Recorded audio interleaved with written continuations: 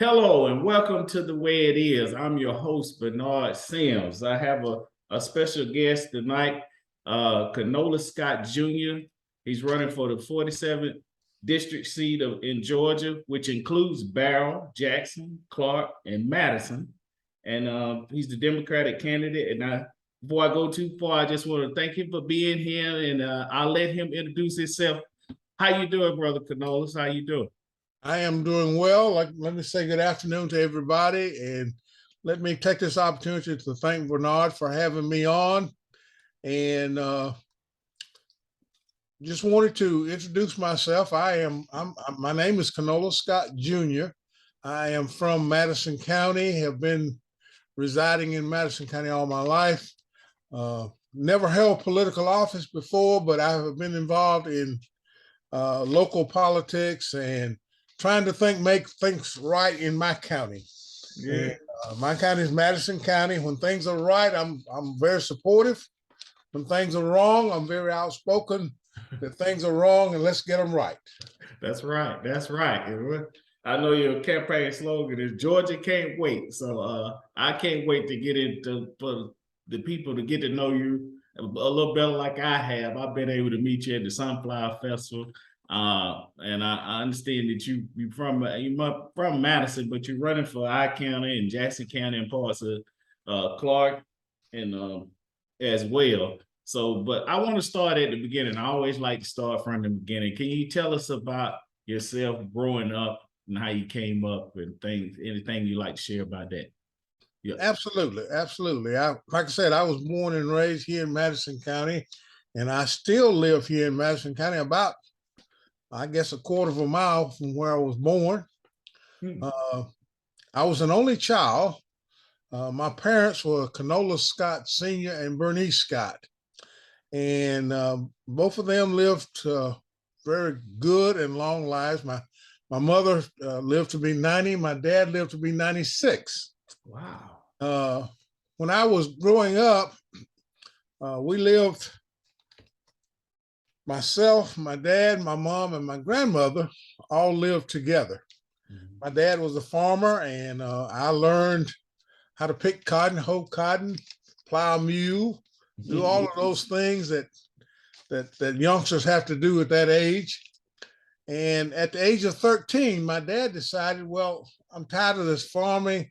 I really can't make a decent living farming. So he had the opportunity to move to Clewiston, Florida, where they produce sugar cane. Mm-hmm. And there was a mill down there, and he decided he would go. And I was really excited. Boy, we're going to Florida. Well, he came to me and said, son, your mother and I are going to Florida. You're going to have to stay here with your grandmother. Oh my God.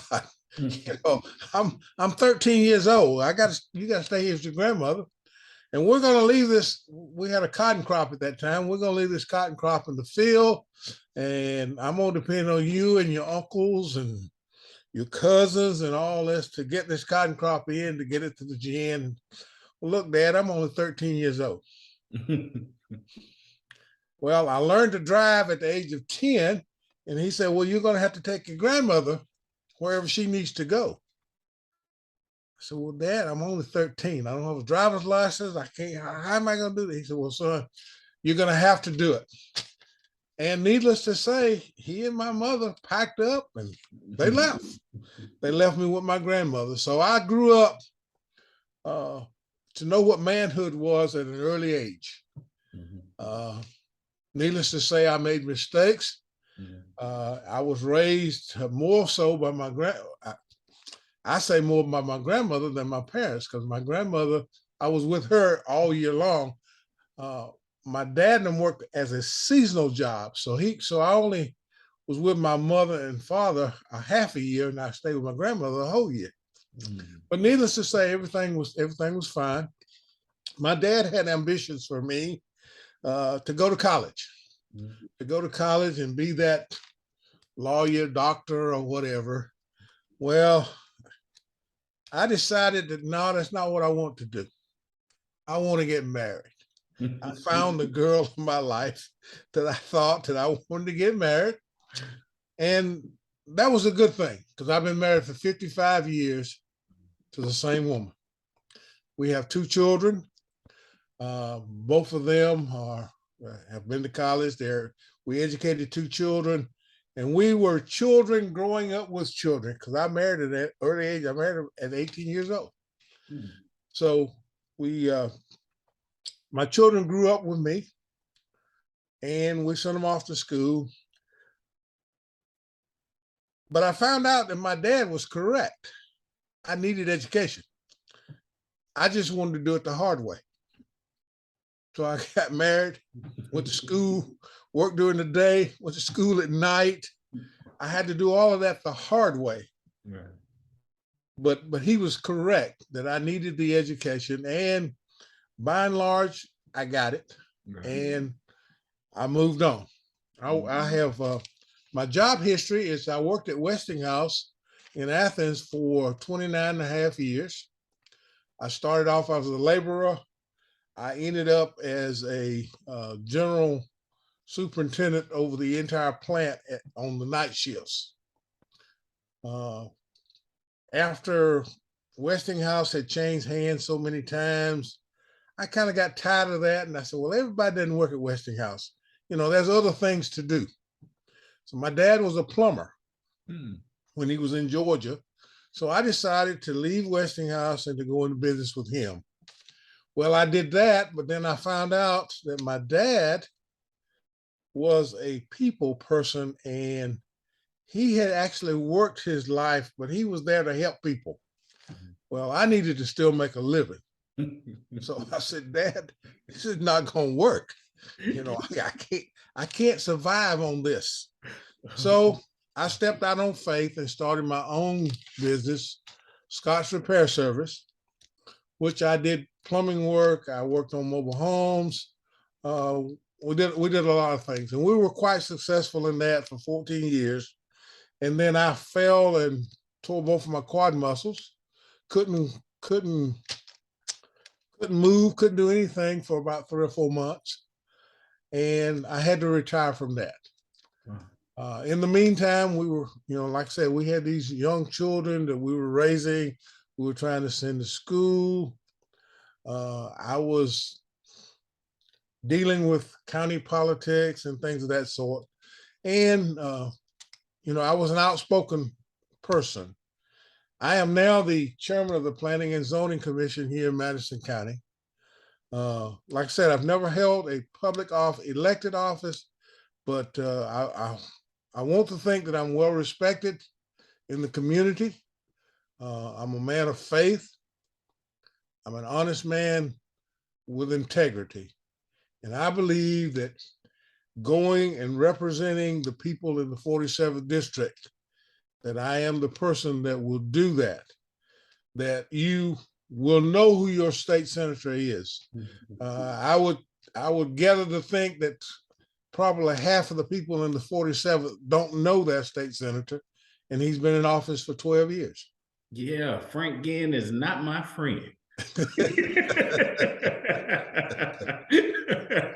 No, but full disclosure, I was at a forum that he was at speaking, and I noticed the questions that I asked, they didn't give them to him here in Barrett County. You know, it's right.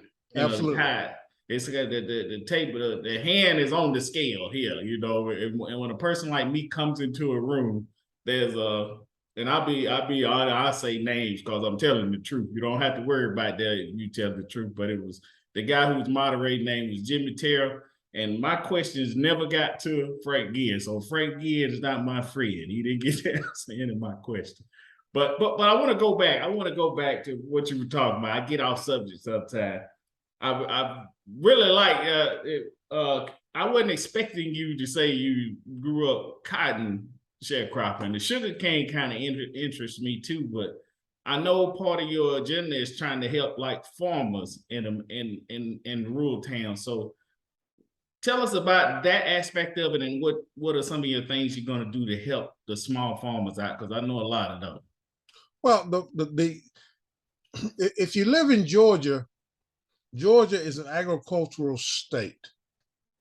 We have to support our local farmers. I think what's happening, and the thing that I have been fighting against, is the corporate world taking over. In other words, we used to have a lot of small farms and people made their living farming, but now we've got people coming in and they're what I call corporate farming. They're coming in, buying up all the land and putting up. Instead of having 4 poultry houses, they have 20 to 25 poultry houses, and all of that income, or most of the profit, is going to the large corporations. I want to see where we support our small farmers, where we as a government can subsidize our small farmers and get back to where we used to be, where we have family farms. People complain, well, you're against farming. No, I'm not. I am not against farming, because I eat chicken. I love to eat chicken. I love to eat beans. I love all that stuff. But we as Georgians have to get back to where we support our small entities, our small farmers, and not so much the corporations. That's what's happening today. Is a lot of your politicians are supporting your large corporations, and they simply do that because of profit. And they simply do that because if you support those people when you run for office, then you get those large donations. You get all those things of that sort, and I'm not about that. I'm about representing the people in the 47, and not representing a certain segment of the people, but representing all people. Even though Georgia is a farm state, there's a lot of people that live in Georgia that don't farm. They deserve representation as well. So I want to represent all of the people, particularly the lower class and the middle class people, because your higher class people, they don't need support. They've got what they need. They've got what they need. We need to stand up for our lower and middle class citizens. Yes, and going back to this district, the 47th district. Yes. Now, I outlined it as part of Barrow, Jackson, Clark, and Madison. Right. Are there any areas that I'm missing? I know it's in Barrow, it's Statham and Bethlehem. Correct. Generally, what you've got is the district it's different from the way it was, because that was part of the redistricting that happened in 2018. We have all of Madison County. If you live in Madison County, every bit of Madison County is in the 47th. Then you move to Clark County.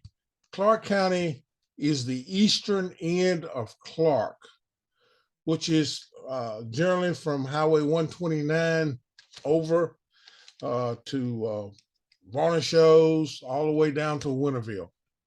Then it moves into Barrow County. It kind of skirts around Bogart and all that kind of, and it takes in Statham and Bethlehem.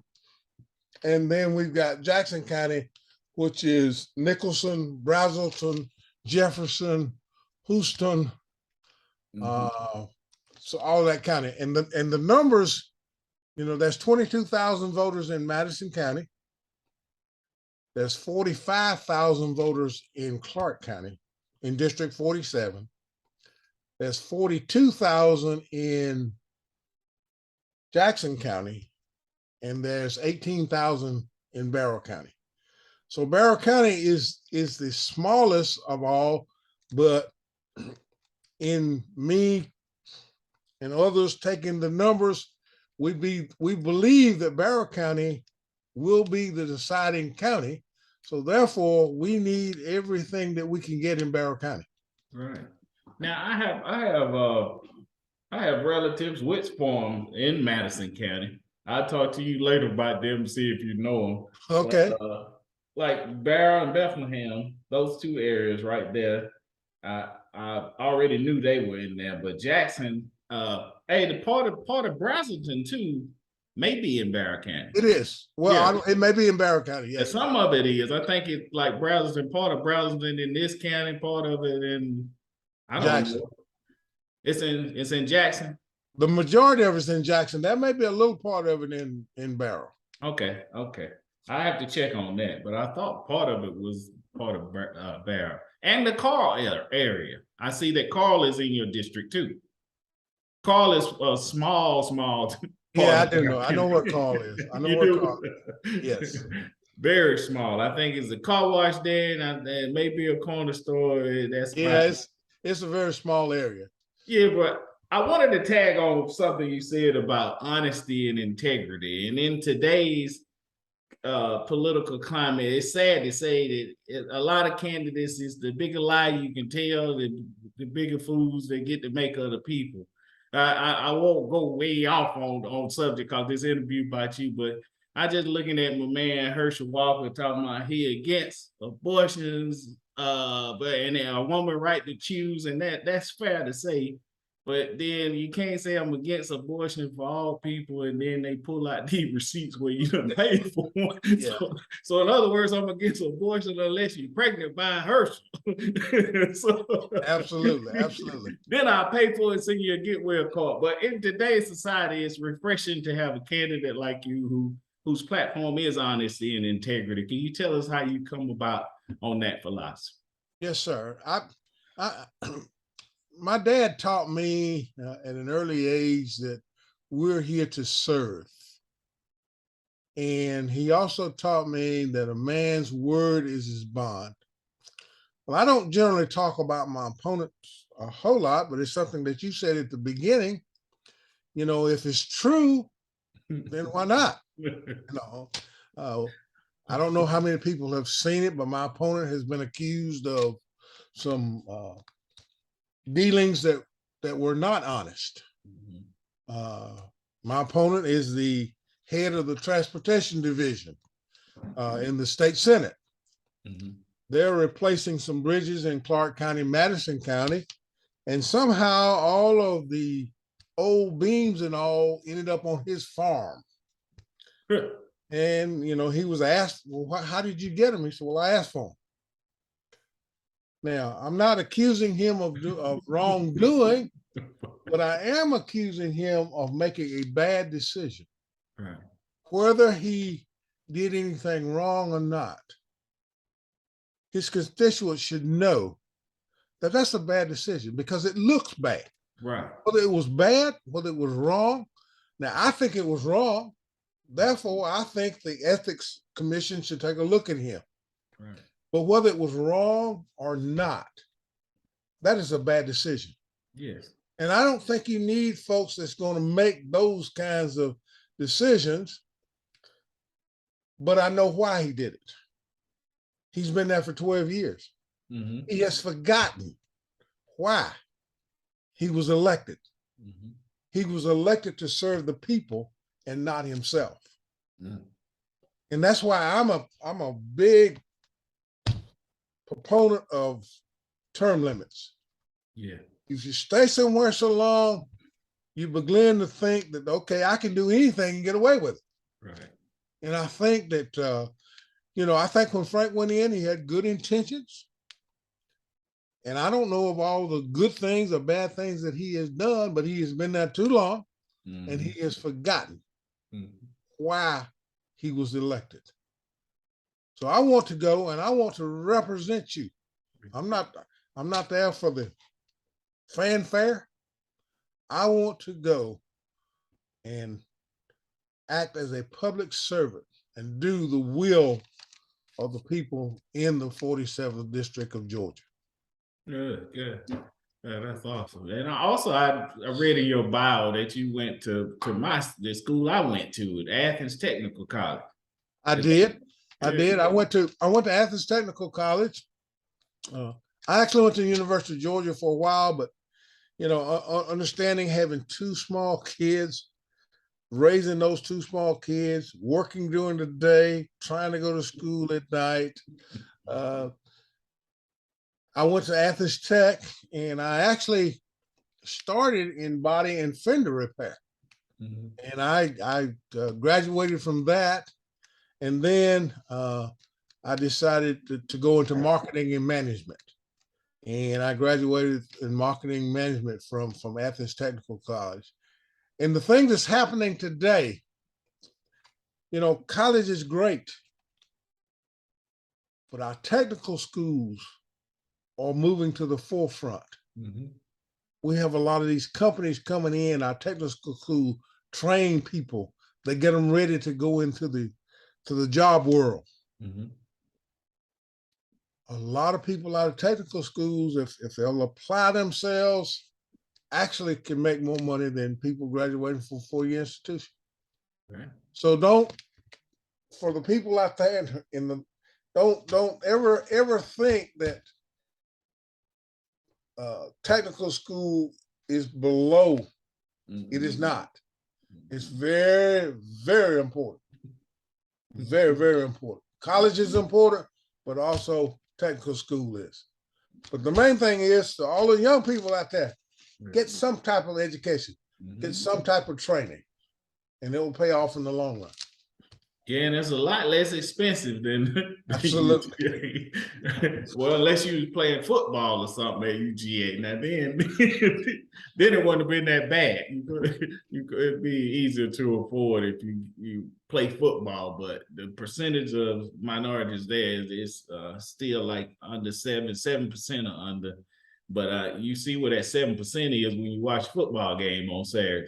Absolutely. The majority of it is. But technical school is for me, it was a wonderful option to, you know, subsidize those costs. And like you say, you can get a world-class training at a technical college. And a lot of those professors come from over to UGA and teach those classes at night anyway. So it's absolutely. It's a wonderful opportunity. I'm glad you took advantage of it. And I see we had somebody, Tammy Kinney, come in. I guess you want to listen to you, but if you have any questions for Mr. Scott, feel free. He's a candidate for our District 47, a wonderful candidate. And he agreed to come on here. You was pressed for time to get here. I know you just left an event. Can you tell us a little bit about the event you just left? Yes, I do. Yes, I do. You know, it's just a real impressive event. Our U.S. Senator Warnoff came to Athens today, and he took the time to come to East Athens. He came to the block, and there was lots and lots of people that showed up, and he came and he was asking people to vote early and to come out and support him. And I mean, I don't know if we've ever had a sitting U.S. Senator to come to East Athens, to come to the block, which is basically an African-American community. He came there and they welcomed him, and you know, that's I was invited to come, so I did not want to miss that, because that is part of my district also. But it was great. It was great that Senator Warnoff took the time, right, come and to. I did not know this, but the mayor said that Senator Warnoff had $25 million for improvements in the East Athens area. Wow. And I did not know that, but that was good to know. Yeah, that's information that we need to know. It's like if the bad news we hear about, the good news we don't. People who trying to do good deeds in the community, they sometimes go unnoticed. And so I'm just glad that come up. I wanted to go more to, again, we have Tammy on here. If she had anything for you, feel free to ask any questions if you want to. Just wave your hand or let me know if you have it. Okay. Yeah. Tammy, how you doing? I am good. Of course, you know, we live in the rural area. So, you know, voting is coming up. What message? I have an organization called Rural Women in Action. And what message can we use for people living in the rural area that has never voted and really may not understand what this is looking like for Black folks? Well, I would say that the message that we've got to give to our rural voters is that you need some representation that's going to represent you. And when I say that, I go to Medicaid expansion, for instance. Mm-hmm. There Exactly. is over 600,000 people out there that don't have health insurance. And they say, well, the poor people get Medicare. They do. But it's the working class people that are not getting paid an adequate wage, that company doesn't provide medical insurance for them. And Georgia has not willing to expand Medicaid.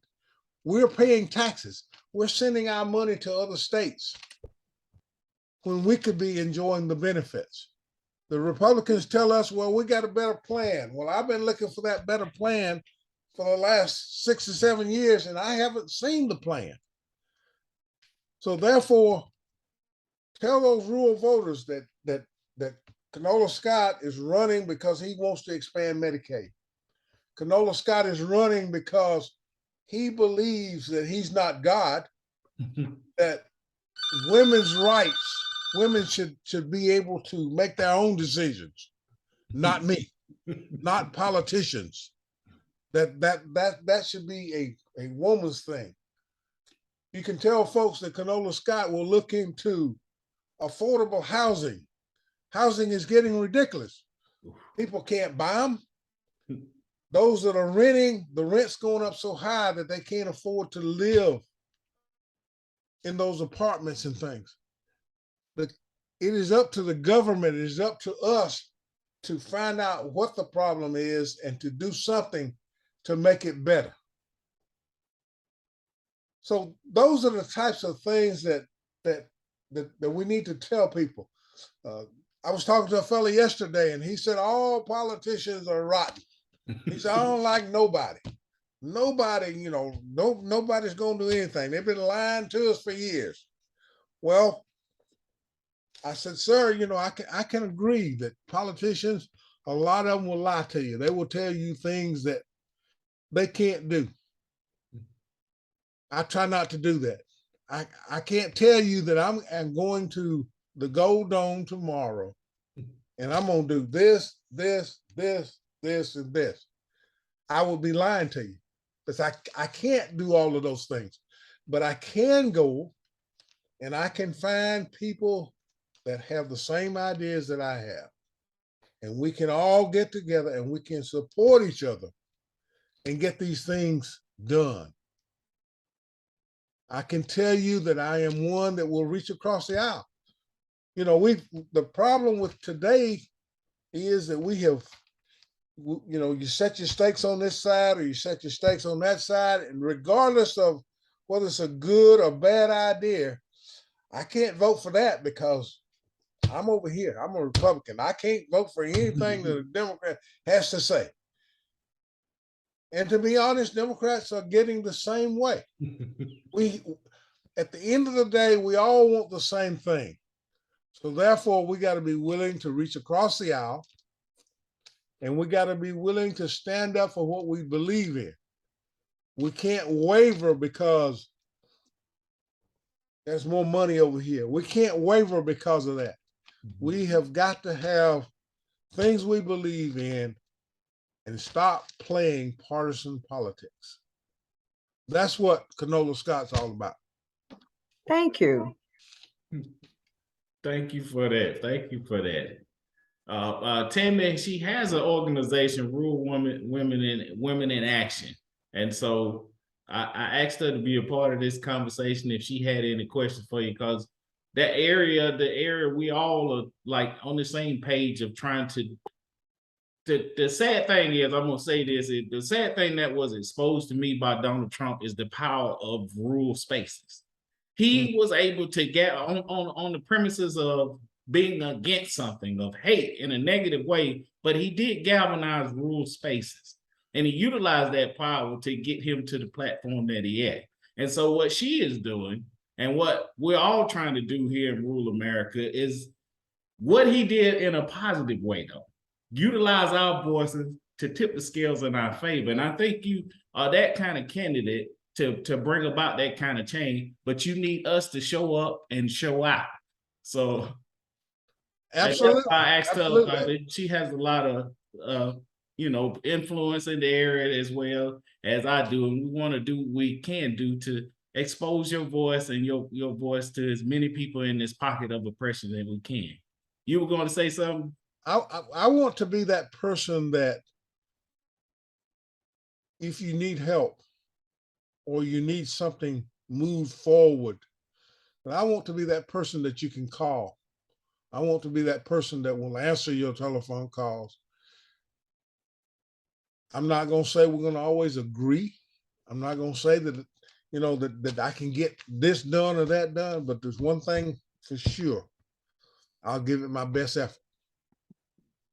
And you can count on me if you need something.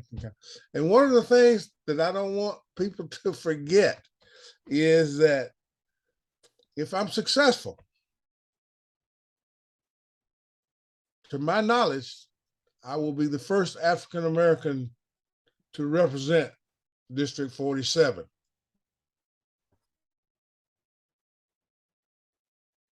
I would think that's a safe bet. I think so. And given the way the lines are drawn, let's being honest with you, the way the lines are drawn sometimes, that's the intent, is to make it harder for our voices to be heard in these pockets of oppression. I know this is actually the best opportunity that we've had to gain control of District 47 that I can ever remember, because the redistricting went a little bit in our favor. They gave us an opportunity to win. Mm-hmm. Before they redistricted, we didn't have an opportunity to win. We had an opportunity to run, but we didn't have an opportunity to win. And if we can get our people to turn out in big and record numbers, we have an opportunity to obtain the seat of senator in District 47. Now, I would be interested in seeing how the district was drawn before this redistricting. Well, before the redistricting, Statham only has, Barrow County, the majority of the voters in District 47 is in Statham and Bethlehem. A lot of Barrow County was taken out of the 47th, and more of Clark County was put in. More of Eastern Clark was put in. There was a lot of Jackson County taken out of 47, and more of Clark put in. So therefore, there was more. The Republicans had the total control. Now, why they did that, I have my own opinion, but for some reason, either Frank fell into the position of not being liked, or they did it to help someone else. And I think they did it to help someone else. I hope that someone else is you. No, they didn't do it to help me now. They took the more Republicans and put them in, I'm thinking 46. Oh, okay. They wanted to protect the guy in 46. Man. So therefore, the guy in 47, they said, well, you're going to win anyway. But I got news for him. You just ain't going to win anyway. Because you got a person that's really running for the seat this time. And I believe what man can mean for bad can be used for good. So absolutely. I believe what I say. Hopefully that good will be used and you'll be our next representative for state senate for our district. I have anytime anybody, Loretta, y'all have any questions, or Tammy, y'all have any questions, we just glad to have y'all come in. Yeah, I wanted to know who was the representative in 46? Cowser. Cowser? Yes, his name is Cowser. Okay. He's actually Brian Kemp's brother-in-law. What? Oh, okay. Thank you. And I'll leave it at that. Yeah. I wanted to ask you about your experience in the planning and the zoning. Yes. I didn't know how would that help you as far as becoming like this in the state senate. That experience of working in government in that capacity, how will those skills help transfer to the state level when we're calling on you as the senator? Well, I'll kind of tell you the story of how I got to be on planning and zoning. We in Madison County for a long time and still in some respects work under the good old boy system. And I complained that the appointed positions in our county are not fair. They're not equal. Well, I complained so much, they decided, well, to stop you or to shut you up, we'll just put you on planning and zoning. And they did. I put me on as a member of planning and zoning. My first meeting, they decided that nobody wanted to take the vice chair. So, being me, I'll take it. In less than a year, the chair decided to resign. So I ended up being the chair. After taking the chair spot, I was elected as the actual planning and zoning chairman. And to answer your question, that will help me because right now Madison County is going through a growing spurt where we're getting people coming in, not because of jobs and things in Madison County, but we're kind of a bedroom community. There's a lot of new jobs coming in Athens, Clark County and in Jackson County and the surrounding counties, and our housing and all has just exploded.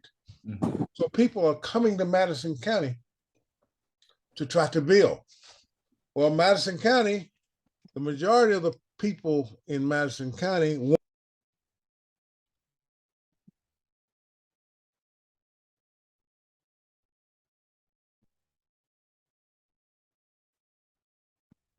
I messed up.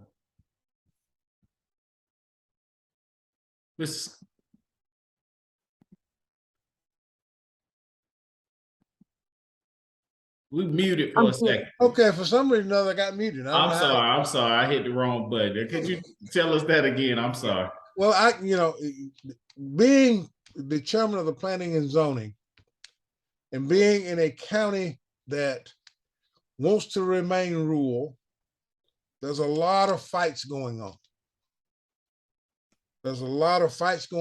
And I have to work with both sides to try to come up with the best decisions or to guide my committee to work together to make sure that we're not doing things bad for one side and good for the other. We have to treat everybody the same. So therefore, I think that has taught me, and it has learned me that if I am fortunate enough to go to the state senate, that I will be able to negotiate with people. I will be able to work with them to come up with the best decisions that will benefit the people. One of the things that I've said that in Madison County is that we must support all people, not just one segment of the people. And we have a real tough time in my county in doing that because we tend more towards the farmers than the people that are not farming. But my thing is that there is room for everybody, and we must support everybody. So I think that having those challenges of guiding the planning and zoning has prepared me for some of the things that I will face in the Senate. I see you have another visitor. Yeah, if anybody have any questions now, just raise your hand, let me know you want to chime in. Cause I got tons of them about our district in Barrett County. I don't know how familiar you are, but what I see happening is our community is like some we have some people who plan for the next 20 years. And then I'm still trying to pay my bills from 2 years ago. And so what happens is in the next 20 years, I see Barrett County in a lot of gentrification in what we used to call urban areas, like in Glenwood, in that area. I didn't know if you were familiar with that, those things going on here, but I see a lot of us being moved out, like in the trailer parks down at the bottom of the Glenwood. People will kind of rust out of their properties, and then now they're building these apartment complexes. So for people in these rural areas who are still trying to pay our bills from 2 years ago and not planning for 20 years, what can you do to sort of like help us keep the number of property owners, of minorities in our region, and so that we're not just a sleep by day, renters by day and struggle at night society? Well, that's a very difficult question, and we face it every day.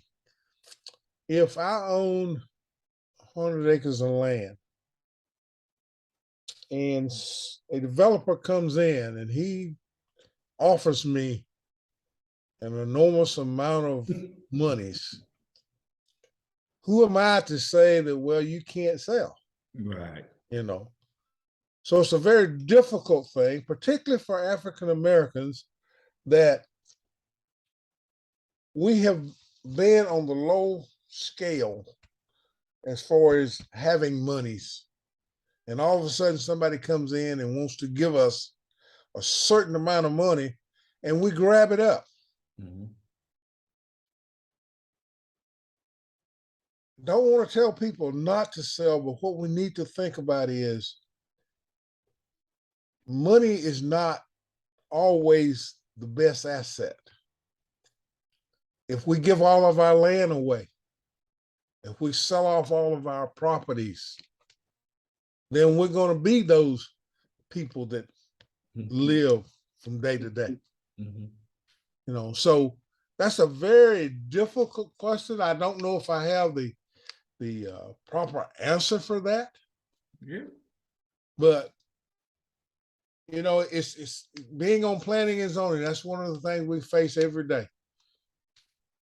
Can I tell somebody that you can't do what you want to do with your property?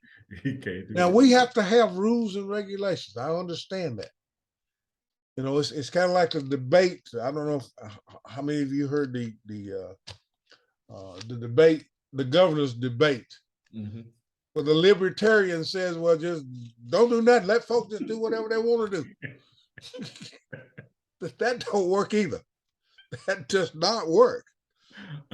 So only thing I would say at this point is that if you have properties, think about what you're doing before you do it. Mm-hmm. Because there are rules and regulations, but I'm not one to tell you that you can't sell your property or you can't do whatever you want to do with your property. Although I know there's rules and regulations, and I'm not like the libertarian. No, you can't. You just can't do whatever you want to do. That's the way they feel about it. Yeah.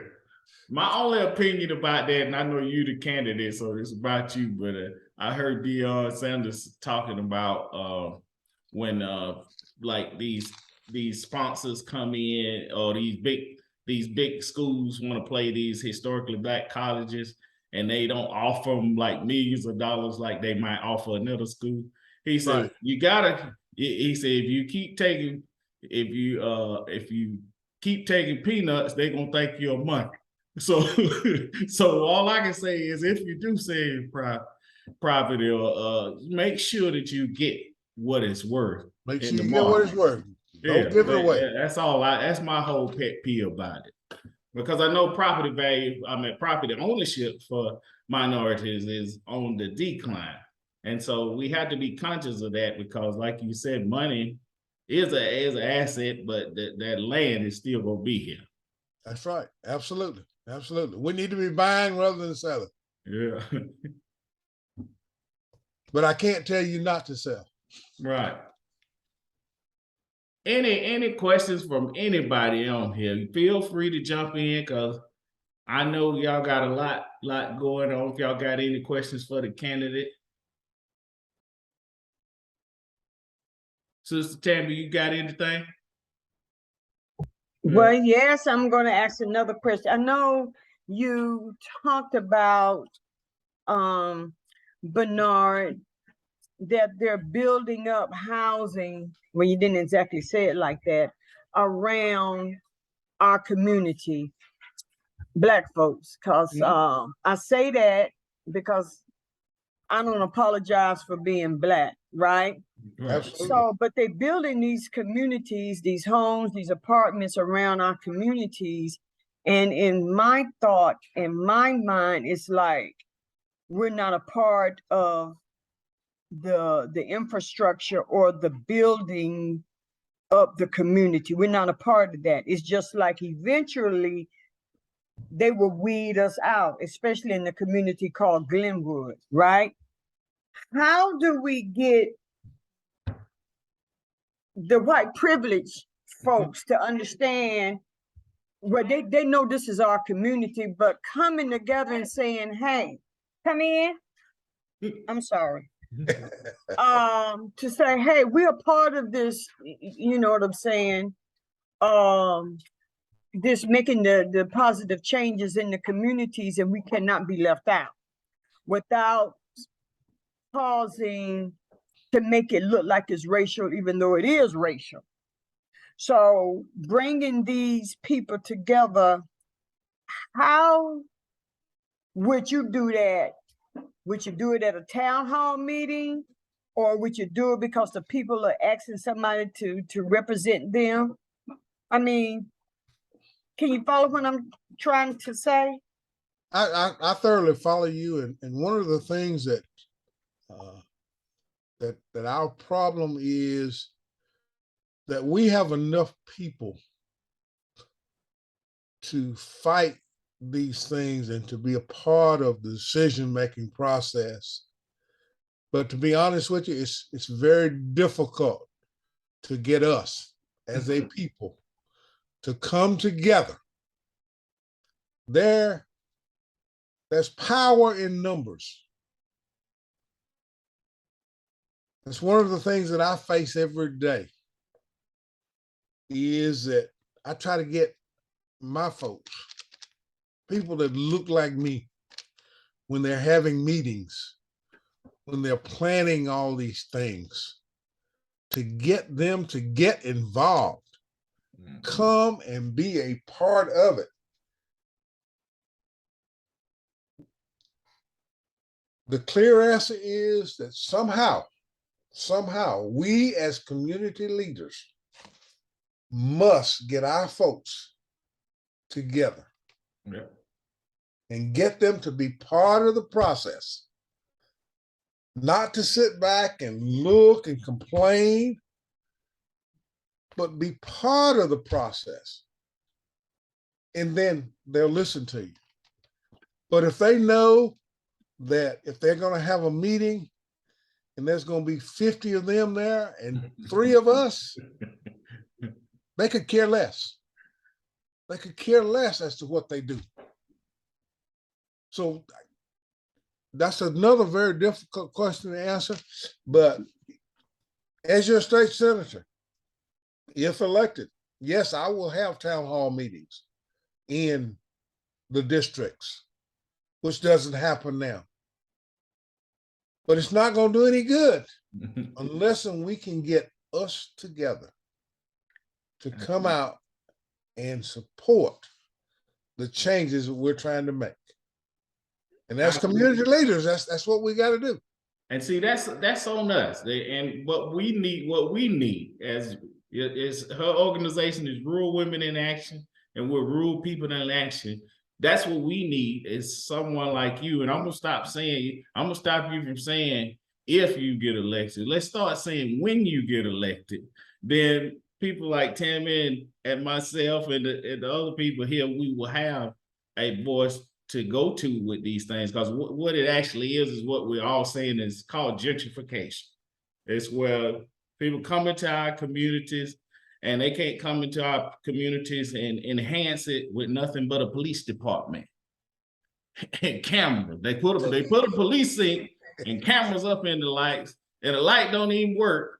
But then they put all that in there. But then when we move out next, you see a Starbucks in the middle of Glenwood. So what we have to do is be proactive and not reactive. But as rural people, like Sister Tammy was just saying, sometimes we don't have a voice at the table like you. So that's why we're going to do all we can to, not if, when you're elected, to have you as a voice that she and I and the other rural activists in America can lean on.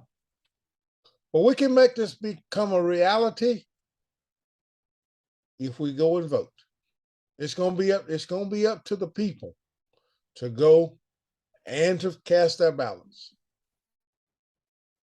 And not just cast their ballot for state candidates, but down ballot. They got to go down ballot, because if our state candidates win, they're going to have a difficult time unless they have some people below them that can support them. Right.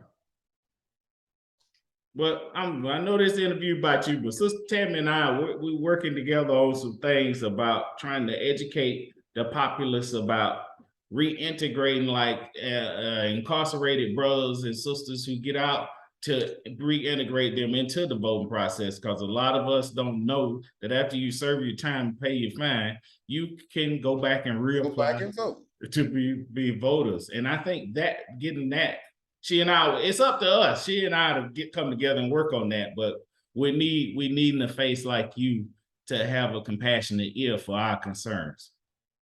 So. Well, you know, that's interesting.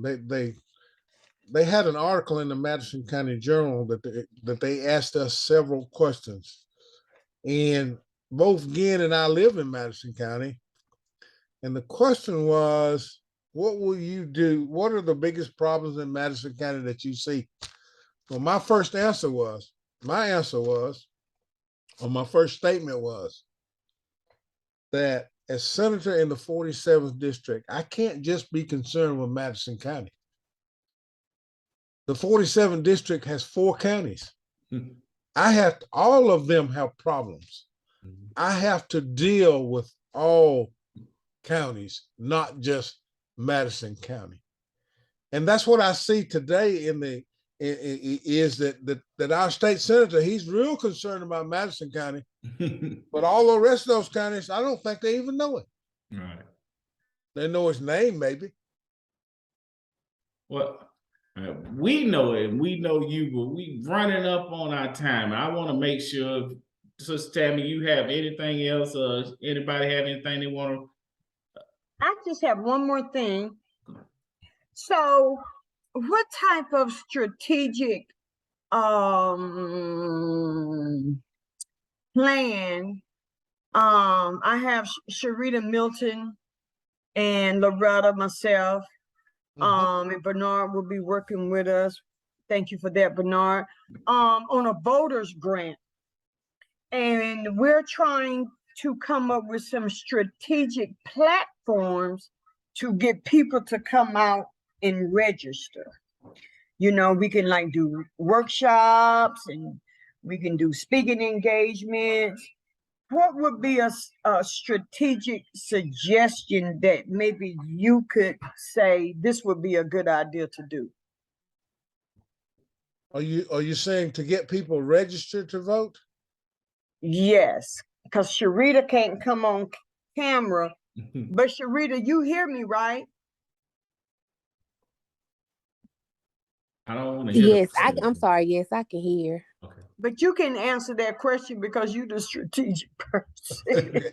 Well, for this election cycle, you know, it's over as far as registering the people to vote. Right, but in the near future. But in the future, we have got to have groups such as yours. Mm-hmm. And you know how we are. We don't like to come out. Now we've got to go house to house. We've got to go house to house. And we've got to find those folks. And we've got to find those folks that's walking the street that we kind of ignore walking down the street. Hey, brother, are you registered to vote? And we've got to take our time and talk to those folks and let them know the importance of voting. Mm-hmm. And hopefully, if they see somebody that looks like them, that has been successful in gaining a seat at the table, that we can encourage those folks to know the importance of voting. My job was to get elected, to go in, to do something that they can be proud of, to do something that they can see that it does make a difference. Hey, but yet we still got to go house to house. We still got to go grab them because they're not going to come. Right. Now, we're running up on our time, so I want to make sure I get this in to where you leave your contact information and Sister Tammy, so that we can all get connected to try to do some things. You've got some stuff coming up that you want us to do to try to encourage people that we know to come out and vote for you. I'm going to share this on my social media page and tag everybody. But we kind of want your contact information so that they can get in touch with you if they have any more further questions of you as a candidate for our district. And I'll leave the last 2 minutes to you, Mr. Scott. Okay. If you'll go to my website, votescott2022.com, you can see all about me and the policies and the things that I stand for. My telephone number is there. My email address is there. As to what's coming up in Barrow County on Tuesday, this coming Tuesday, if anybody is willing, we're going to be in Statham and Bethlehem doing some canvassing. Now, everybody said, well, yeah, I ain't going to go out there and canvass. I ain't knock on everybody's door. Well, that's not the way we do it. We cut turf, what they call cut turf. And we identify the friendly faces. We identify the people that have voted in the past in the Democratic primaries and things of that sort. It's getting late now. So what we're doing now is basically encouraging people to come on out and vote. So we're going to be over in Barrow County. We're going to be over in Statham around 3 o'clock or 3:30 on Tuesday afternoon. We're going to bring some people, we're going to bring some information, and we will have people that have been trained on their phones that know what houses to go to. Now, the way you guys can help us is have some people that's willing to go to house with us for about 2 hours. Okay. If you know anybody that's willing to do that, we'll try to meet at the square. And we generally try to send 2 people. We don't send one person. We generally try to send a team. Hopefully a male and a female. Okay. You know, so that's one of the things that we're going to do over there. And again, I want to thank you, Barnard, so much for doing this. This is great for us. Thank you very much. And like I told you, you know, we're going to do some radio ads. And I'm depending on you to go on and do it for me.